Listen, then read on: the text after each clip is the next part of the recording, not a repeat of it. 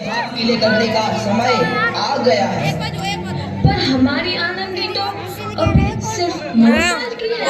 अभी तो उसके पढ़ने लिखने और खेलने कूदने के दिन हैं। देख पार्वती, लड़कियां पराया धन होती है और जितना जल्दी इन्हें घर से विदा कर दे उतना अच्छा है।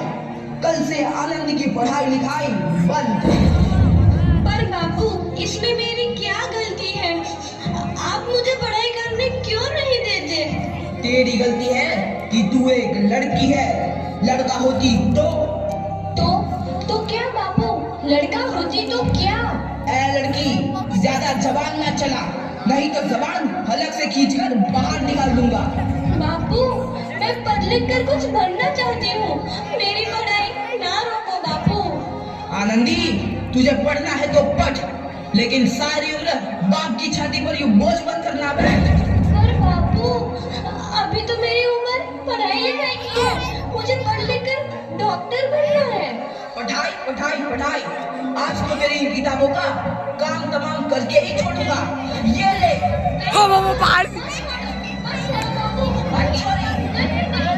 नहीं बापू, ये तुमने क्या किया? तुमने मेरी इन किताबों को ही नहीं पढ़ा बापू।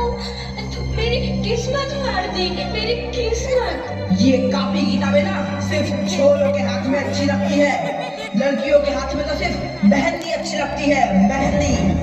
पर बापू, मैं लड़की हूँ तो क्या हुआ? लड़का और लड़की तो हमारी दोनों आंखों के समान होते हैं। चुप कर आनंदी, और यह एहसान मान कि अब तक जिंदा है तू।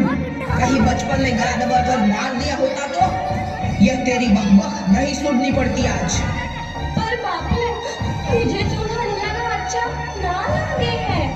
देख छोरी, जितना जल्दी हो तू चूल्हा जलाना सीख ले, उतना ही अच्छा है तेरे लिए। और हाँ, तेरा ब्याह तो होगा, वो भी कल के कल। अबला जीवन है तुम्हारी यही कहानी। आंचल में है दूध और आंखों में है पानी।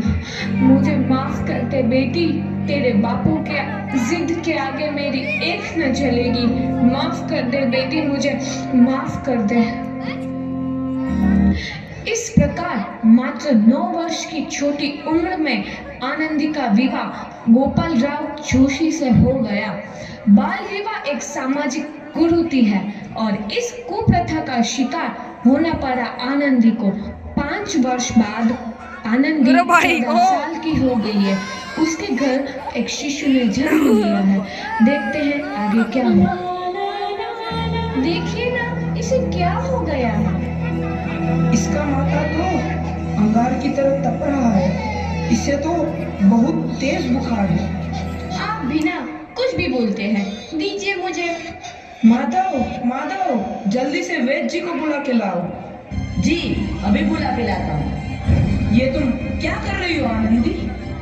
भगवान की विभूति लगा रही हूँ। बस करो आनंदी, ये सब अंधविश्वास है।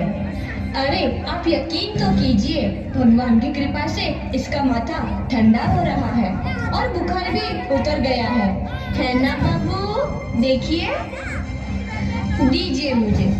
उठो बाबू, आंखें खोलो, तुम्हें तुम्हारी माँ बुला रही है।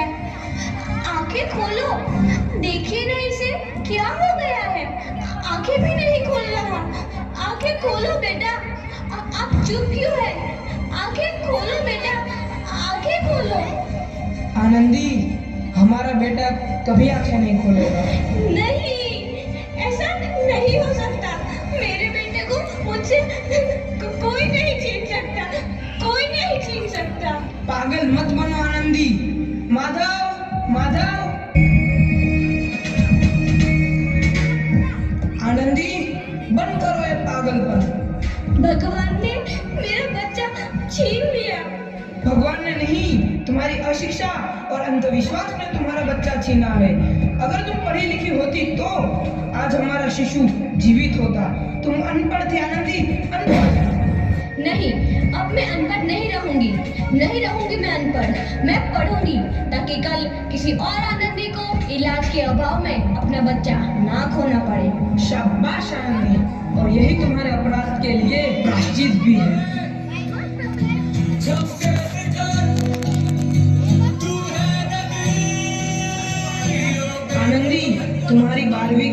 परिणाम आ गया है।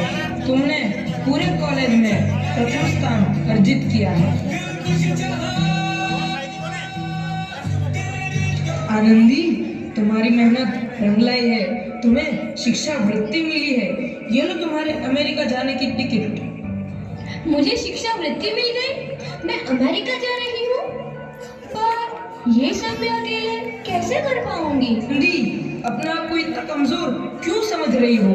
फिर इतना पढ़ने लिखने का क्या फायदा? तुम अभी गवार की गवार नहीं हूँ मैं अब गवार।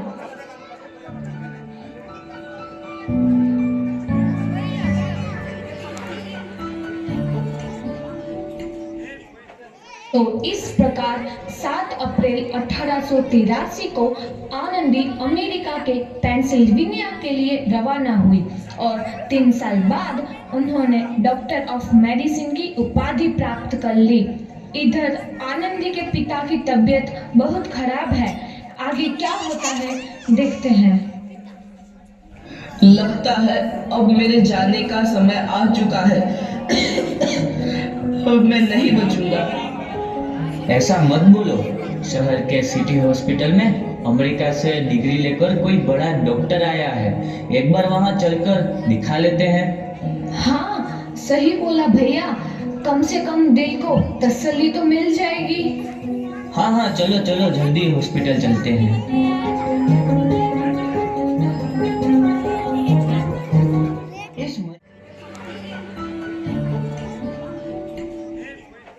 तो इस प्रकार 7 अप्रैल 1883 को आनंदी अमेरिका के पेंसिल्वेनिया के लिए रवाना हुई और 3 साल बाद उन्होंने डॉक्टर ऑफ मेडिसिन की उपाधि प्राप्त कर ली। इधर आनंदी के पिता की तबीयत बहुत खराब है। आगे क्या होता है देखते हैं। लगता है अब मेरे जाने का समय आ चुका है। अब मैं नहीं बचूंगा। ऐसा मत बोलो। शहर के सिटी हॉस्पिटल में अमेरिका से डिग्री लेकर कोई बड़ा डॉक्टर आया है। एक बार वहां चलकर दिखा लेते हैं। हाँ, सही बोला भैया। कम से कम दिल को तसल्ली तो मिल जाएगी। हाँ हाँ, चलो चलो जल्दी हॉस्पिटल चलते हैं।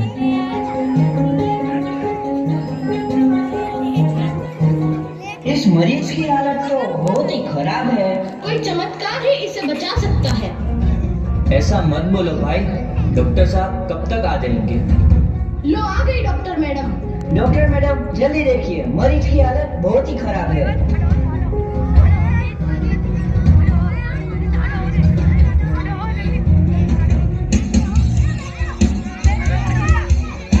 अब आप बिल्कुल ठीक हैं।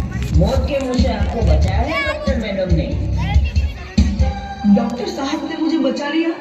मुझे मिलना है डॉक्टर साहब से। डॉक्टर साहब नहीं, डॉक्टर मैडम बोलो। डॉक्टर मैडम, उन्होंने ही तुम्हें जीवन दान दिया है। लो आ गई डॉक्टर मैडम, मिल लो उनसे।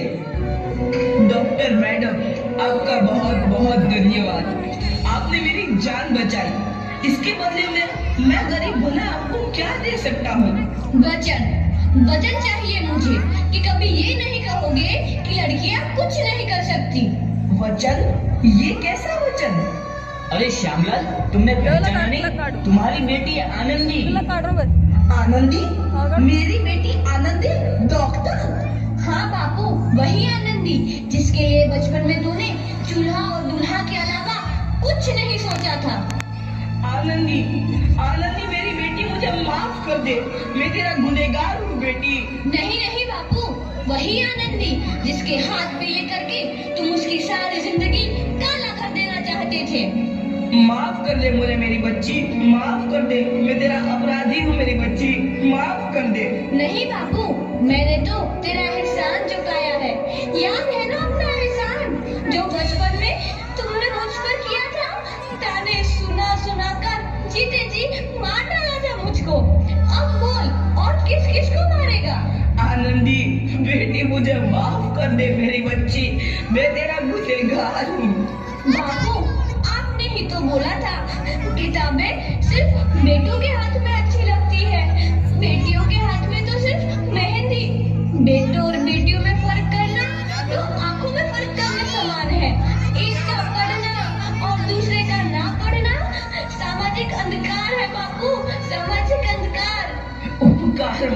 हूँ मैं तुझ जैसी बेटी का, जिसने सारी उम्र मुझसे कुछ ना मांगा तो सिर्फ बराबरी का दर्जा। वरना सच तो यह है कि मैं तेरी माफी के लायक भी ना हूँ।